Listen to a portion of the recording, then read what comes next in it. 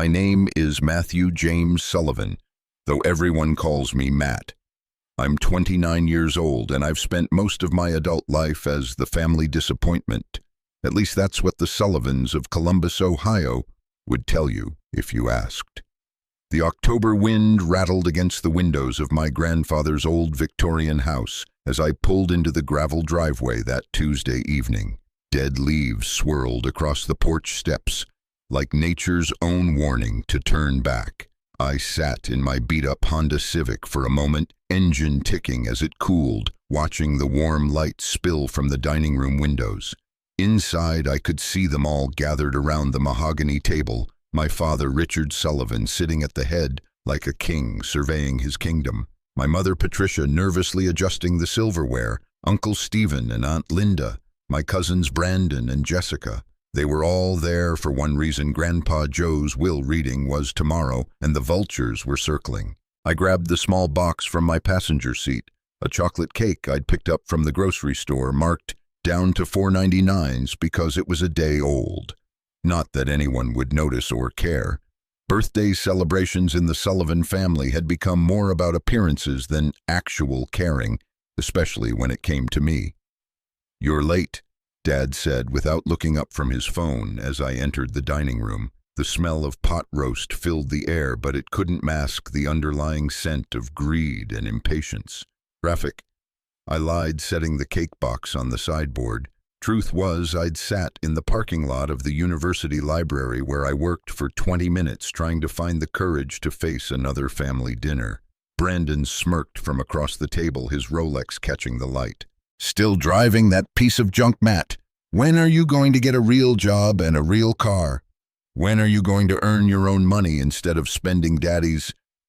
I wanted to say, but I bit my tongue and took my usual seat at the far end of the table closest to the kitchen door, always ready for a quick escape. The conversation flowed around me like water around a stone. Uncle Stephen bragged about his latest real estate development, a strip mall that would revitalize, regentrify the historic Franklinton neighborhood. Brandon discussed his upcoming trip to Cancun. Jessica showed off her new designer purse. And through it all, Dad presided with the satisfied air of a man who'd built an empire and expected everyone to worship at its altar. Sullivan Construction and Development had made our family wealthy, at least on paper. Dad and Uncle Stephen had turned a small contracting business into one of Columbus's major players, with their faces on billboards and their names on building permits across the city. To everyone else, we were success personified. To me, we were a family that had traded its soul for square footage and profit margins. Matt's still playing with his dusty books. Jessica said, loud enough for everyone to hear, "How much does the library pay you again, minimum wage?" "It's not about the money," I said quietly, cutting into my pot roast. "I love what I do." Dad's fork clattered against his plate. "Love doesn't pay bills, Matthew. Love doesn't build legacies. When are you going to grow up and join the family business when hell freezes over?" I thought but said nothing. We'd had this fight too many times before. Mom reached over and squeezed my hand under the table, her touch brief and secretive. She was the only one who understood, or at least tried to. But even she couldn't stand up to Dad when he got like this. As dinner wound down and everyone moved to the living room for coffee and gossip about tomorrow's will reading, I slipped away to visit the one person who actually wanted to see me. Grandpa Joe's study was at the back of the house, a small room cramped with books, old photographs, and the smell of pipe tobacco that still lingered months after he'd stopped smoking. I found him in his leather chair by the window, a wool blanket across his lap, staring out at the maple tree he'd planted when Dad was born. "There's my boy," he said, his voice raspier than I remembered. The cancer had taken its toll quickly over the past few months, turning my robust grandfather into a shadow of himself. But his eyes, those sharp green eyes that matched mine, still held their spark. "Hey, Grandpa." I sat on the ottoman beside him, noticing how his hands shook slightly as he reached for his water glass. "How are you feeling?" "Like I'm dying," he said with a wry smile. But that's because I am. Don't say that. Why not? It's the truth. He studied me for a long moment. You know, Matt, I've lived through a lot. The Cold War, Vietnam, the birth of the internet. But the hardest thing I've ever done is watch my sons become strangers to everything I tried to teach them. I didn't know what to say to that. Dad and Uncle Stephen's obsession with money and status had been a source of quiet disappointment for Grandpa for years, though he rarely spoke of it directly. But you, he continued, placing a trembling hand on my shoulder, you remind me of myself at your age, before life got complicated, before I had to make choices that... He trailed off, staring at something I couldn't see. Grandpa. He shook his head, coming back to the present. Promise me something, Matt. After tomorrow, after all the fuss over the will, promise me you'll go to the old Hartwell place. That abandoned house on Riverside Drive. Why? His grip tightened on my shoulder. Because I'm leaving it to you. And because there are things there that need to be found. Things that will help you understand. Understand what? But he was already drifting, his medication pulling him under. I helped him to his bed, tucked the blanket around him, and kissed his forehead. I love you, Grandpa, I whispered. Love you too, kiddo, he murmured. Remember under the floor. Look under the floor. Those were the last words he ever said to me. He passed away quietly in his sleep 3 hours later, while the rest of the family argued about property values in the living room. The law offices of Hartman and Associates occupied the top floor of a gleaming downtown tower, all glass and steel and carefully cultivated prestige. We gathered in their largest conference room the day after Grandpa's funeral, the October rain streaking the windows like tears the family hadn't shed. Harold Hartman, Grandpa's lawyer for 40 years, sat at the head of the table with a thick folder and an expression that suggested he'd rather be anywhere else. He was a thin man in his 70s with silver hair and eyes that had seen too many families tear themselves apart over money. Dad sat to his right, hands folded, wearing his best suit, the one he reserved for million-dollar meetings. Uncle Stephen flanked him already, calculating property values on his phone. Brandon and Jessica whispered together, probably planning how to spend their expected windfall. Mom sat beside me, her black dress making her look even paler than usual. First, Hartman began, adjusting his glasses. I want to express my condolences. Joseph Sullivan was a remarkable man and a dear friend. He asked me to read this will exactly as written, without commentary or interpretation. He cleared his throat and began. The house, the beautiful Victorian we were sitting in just yesterday, went to Dad and Uncle Stephen jointly. The investment accounts, what was left of them, were split among the grandchildren. Some personal effects to various relatives. Standard stuff, really. Nothing surprising. Until he got to me. To my grandson, Matthew James Sullivan. Hartman read, his voice carefully neutral. I leave the property at 1417 Riverside Drive, Columbus, Ohio, and the sum of $10 in cash. The silence lasted maybe 3 seconds before Brandon burst out laughing. $10. He slapped the table, tears streaming down his face. Oh my God, that's perfect. Matt gets $10 and some crack house. Jessica joined in her giggle, high and cruel. Maybe you can live there, Matt. Finally move out of that studio apartment. Uncle Stephen shook his head, trying to look sympathetic but failing to hide his smirk. That old Hartwell place, it's been condemned for years. You'll spend more on demolition than the land's worth. Dad's reaction was worse than laughter. He simply looked at me with disgust, as if Grandpa's final insult was somehow my fault. Figures, he muttered. Even in death, the old man plays favorites. Gives you nothing but still makes a show of it. I sat there, feeling the weight of their mockery pressed down on me like a physical thing. $10, a condemned house, after years of being the only one who visited him regularly, who listened to his stories, who cared about him as more than a potential inheritance. Is there anything else? Dad asked Hartman, already gathering his copies of the paperwork. Just this. Hartman pulled out a $10 bill, crisp and new, and slid it across the table to me. Mr. Sullivan was very specific about this bill. He said you'd understand its importance. I picked it up with numb fingers, barely registering the serial number G14177H10923. Everyone was already getting up. Brandon still chuckling, Jessica taking selfies in the conference room, Uncle Stephen on the phone with his office. "Coming to lunch?" Mom asked quietly. "The family's going to Morton's to celebrate, to remember Grandpa." "No." I folded the $10 bill carefully and put it in my wallet. "I have somewhere to be." She squeezed my shoulder, wanting to say more, but not knowing how. She left with the others, and soon I was alone with Hartman. "Your grandfather," he said, closing his folder, "was one of the smartest men I ever knew. He never did anything without a reason. Everyone keeps saying that." I stood, exhaustion weighing down my bones. But right now, it just feels like he wanted to humiliate me one last time. Hartman studied me over his glasses. "Joseph Sullivan never humiliated anyone who didn't deserve it. Think about that, Mr. Sullivan. Think about why he chose you." I left the office building and stood in the rain for a long moment, letting it soak through my jacket. The family group text was already blowing up my phone. Brandon: "Hey Matt, I'll give you $20 for that house." Jessica: "OMG, still dying, $10. Uncle Stephen: "If you need help with demolition costs, let me know. I know a guy."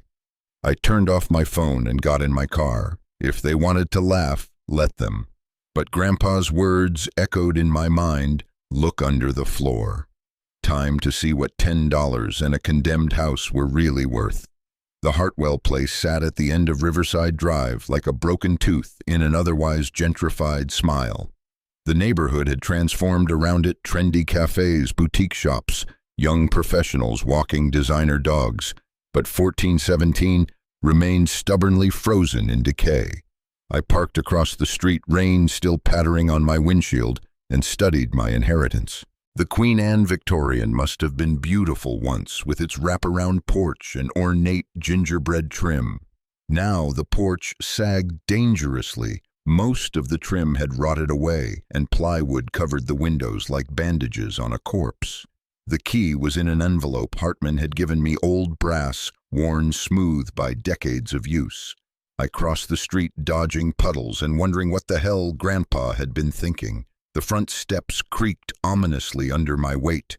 The door stuck swollen with moisture, and I had to shoulder it open. Inside, the smell hit me first: mildew, rot, and something else, something chemical and sharp. My phone's flashlight cut through the gloom, revealing a front parlor thick with dust and cobwebs. Furniture sat shrouded in sheets, like ghosts at a dinner party. Water stains mapped unknown territories across the ceiling.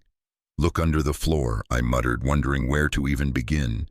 I spent the next hour exploring, testing floorboards, looking for anything unusual. The house was a maze of small rooms, each in worse shape than the last. The kitchen looked like something from a horror movie, with rust-stained fixtures and cabinet doors hanging askew. Upstairs, the bedrooms were empty, except for an old brass bed frame and more water damage. I was ready to give up, to admit that maybe the family was right, and this was just Grandpa's idea of a joke, when I noticed something in what must have been the dining room.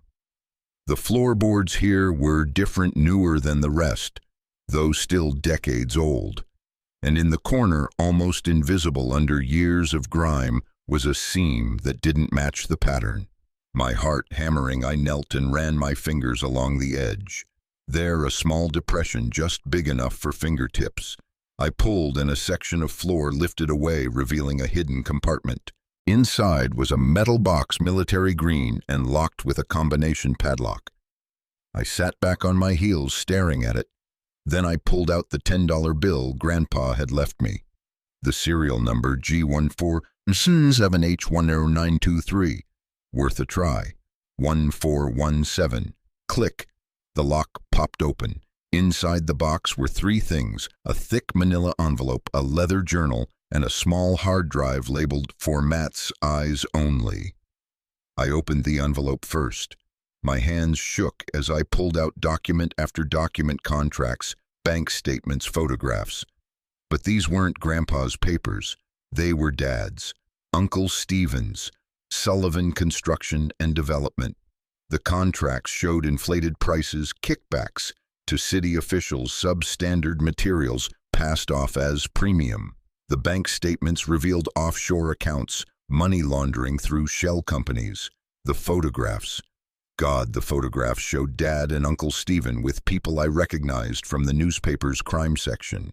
No, I whispered, but the evidence kept coming. Environmental violations covered up. Safety inspectors paid off. A worker who died on a job site because of cut corners, his death ruled an accident when it was anything but. The journal was in Grandpa's handwriting, dated entries going back 5 years. March 15, 2019. Confirmed my suspicions about the Riverside Heights project. Richard and Stephen are using mob connections to secure contracts. How did my sons become these men? July 8, 2020. Found evidence of the offshore accounts. Been documenting everything. If I go to the authorities now, I'll destroy my own children. But if I do nothing, how many more people suffer?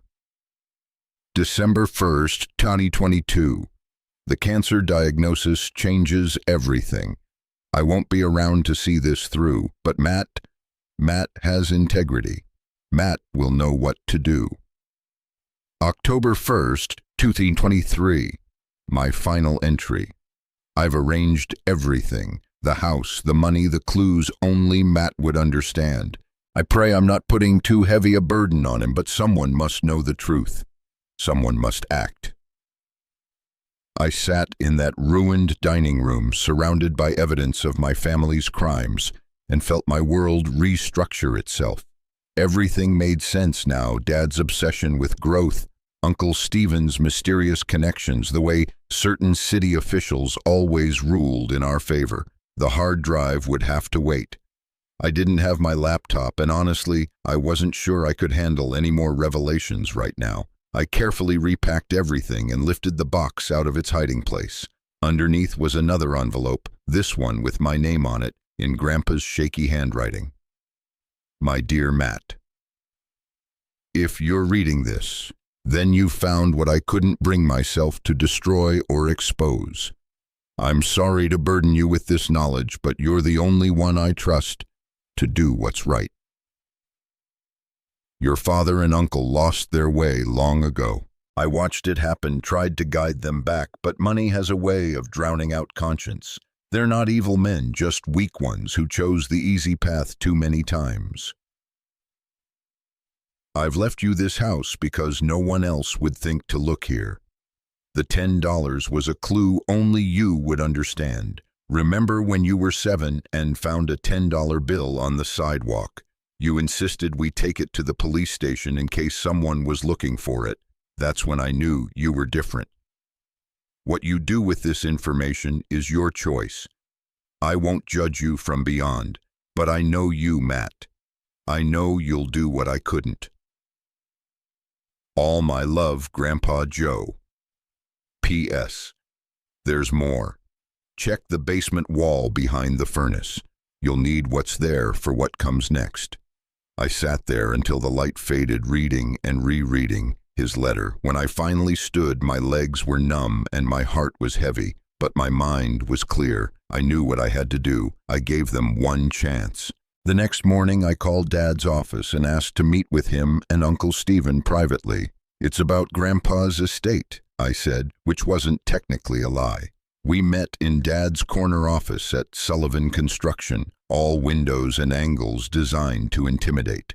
The walls were covered with photos of projects' groundbreakings, Dad shaking hands with mayors and senators. Uncle Stephen lounged on the leather couch, scrolling through his tablet. Make it quick, Dad said without looking up from his computer. We're meeting with the Worthington Group at 2. I placed copies of 3 documents on his desk. Nothing too damning, just enough to show I knew. A doctored safety report, an invoice showing a kickback, 1 page from Grandpa's journal. Dad's face went from irritated to pale to furious in the span of 10 seconds. "Where did you get these?" His voice was deadly quiet. "Does it matter?" I kept my voice steady, though my heart was racing. "What matters is that it stops, all of it. The fraud, the kickbacks, the mob connections." Uncle Stephen was on his feet. "You don't know what you're talking about." "I know everything." I met his eyes. "Grandpa documented it all. 5 years of evidence. And before you ask, yes, I have copies in multiple locations." "What do you want?" Dad's hands were clenched so tight his knuckles were white. "Money, a position in the company. Name your price." "I want you to stop. Wind down the illegal operations. Come clean to the authorities. Make restitution." Dad's laugh was ugly. "You naive little fool. You have no idea how the real world works, how business works."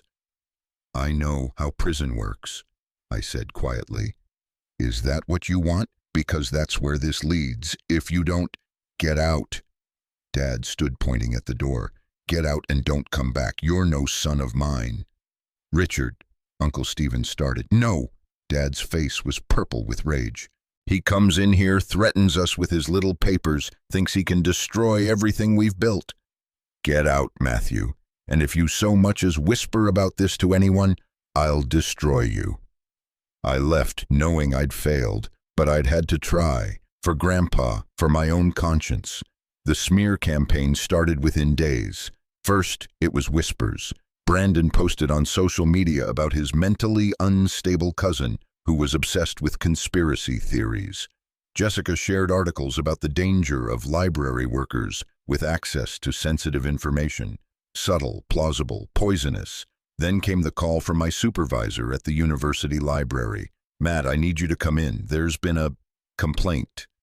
The complaint was anonymous, of course, claiming I'd been stealing rare books, selling them online, completely fabricated, but the damage was done.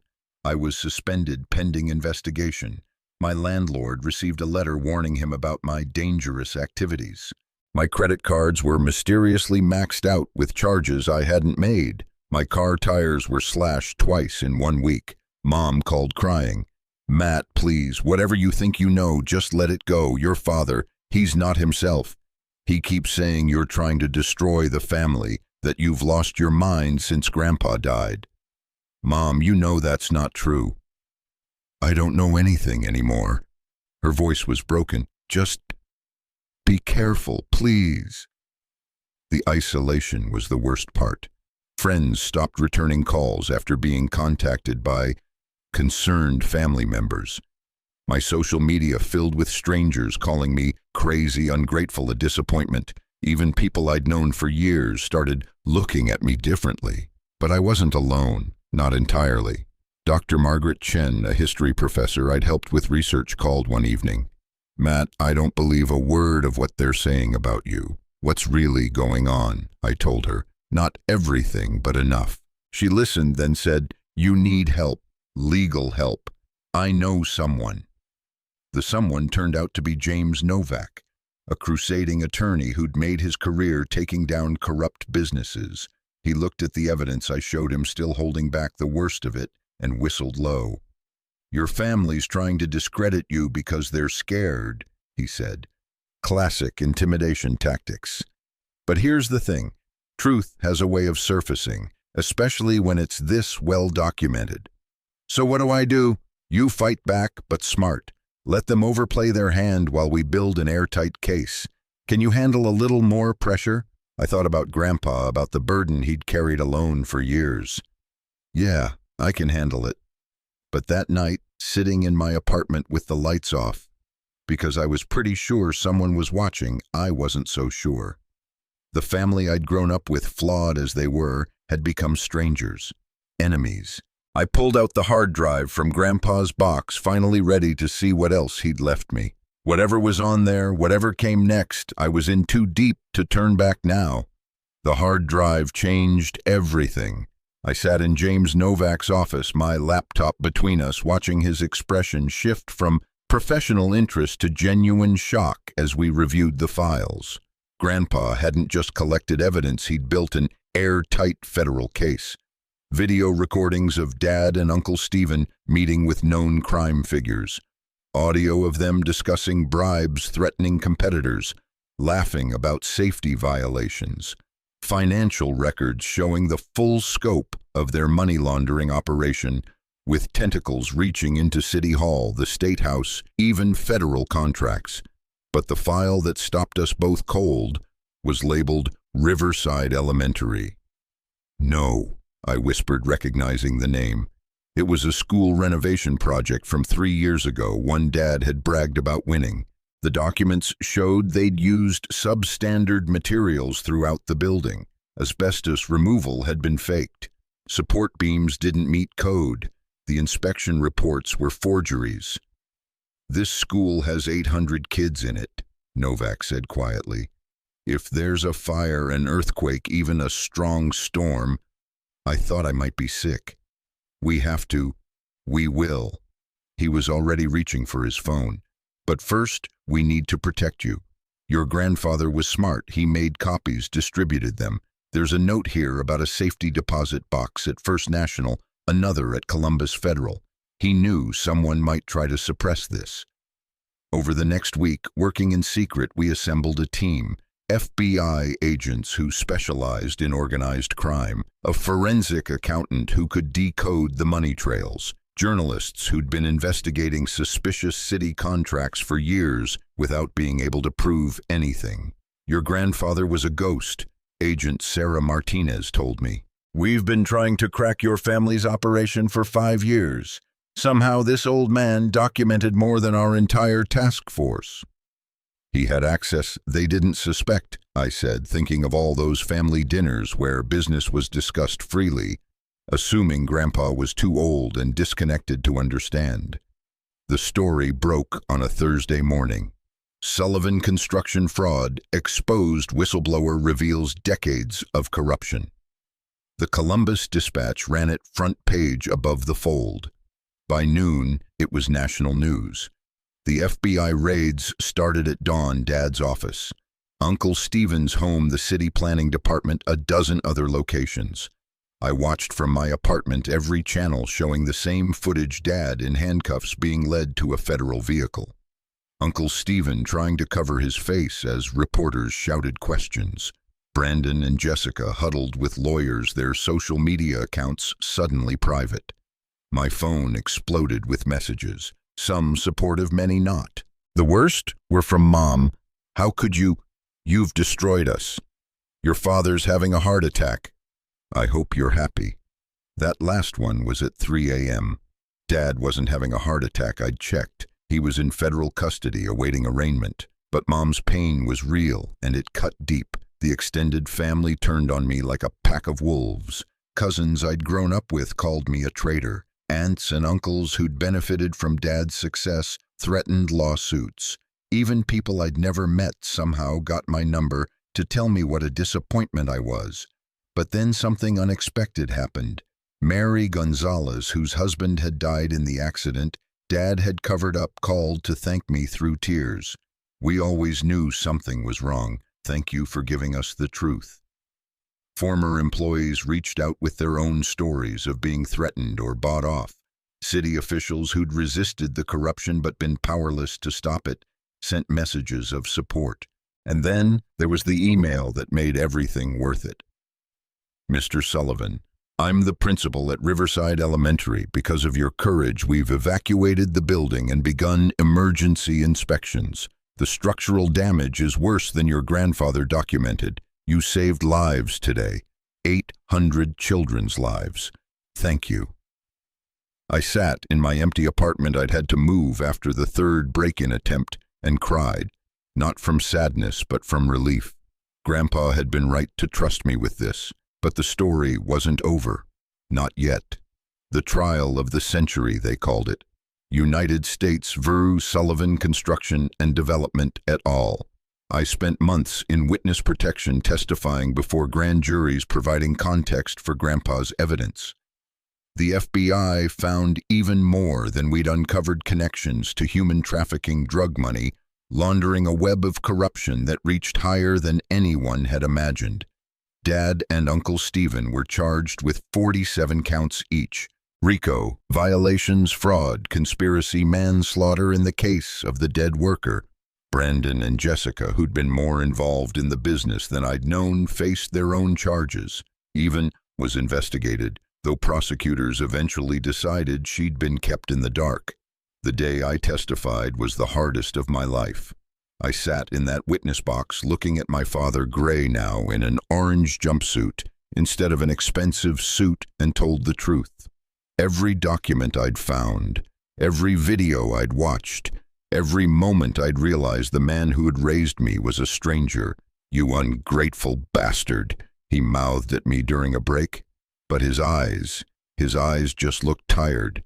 The defense tried everything. I was mentally unstable. I'd fabricated evidence. I was motivated by greed, trying to steal the family business. But Grandpa's documentation was too thorough, too well verified. "Your grandfather," the prosecutor said during closing arguments, "was a patriot who couldn't bear to see his son's corruption continue. And you, Mr. Sullivan, honored his trust." That took incredible courage. It didn't feel like courage. It felt like grief. The verdicts came down on a cold February morning, guilty on all counts. Dad got 35 years, Uncle Stephen got 30. Brandon and Jessica received lighter sentences but would still serve time. Dozens of co-conspirators fell with them. After the sentencing, Mom approached me outside the courthouse. She'd aged a decade in the past year, her once perfect hair now gray at the roots. "I don't forgive you," she said quietly. "I understand why you did it. I even know it was right, but I can't forgive you for destroying my life." "I know," I said. "I'm sorry, Mom. I'm so sorry." She walked away without another word. It was the last time we spoke. But in the ruins of my family, something unexpected grew. The city, grateful for the corruption being exposed, awarded me a commendation. The university not only reinstated me but offered me a position heading their new archive on corporate accountability. And then Harold Hartman called with news that changed everything again. "Matt, you need to come to my office. There's another part of your grandfather's estate, one that was sealed until the trial concluded." I sat in the same conference room where I'd been mocked for inheriting $10 and a junk house. This time I was alone except for Hartman. "Your grandfather," he said, sliding a thick folder across the table, "was a very wealthy man. He lived simply, but he invested wisely. His work for the government in his younger years, work I'm not at liberty to discuss, provided him with opportunities." I opened the folder and nearly fainted. Accounts in my name, properties across the country, stocks, bonds, treasure troves of investments. "The total value is approximately $47 million, Hartman said calmly. "He wanted to ensure you were provided for after doing what he knew would cost you, your family. $47 million.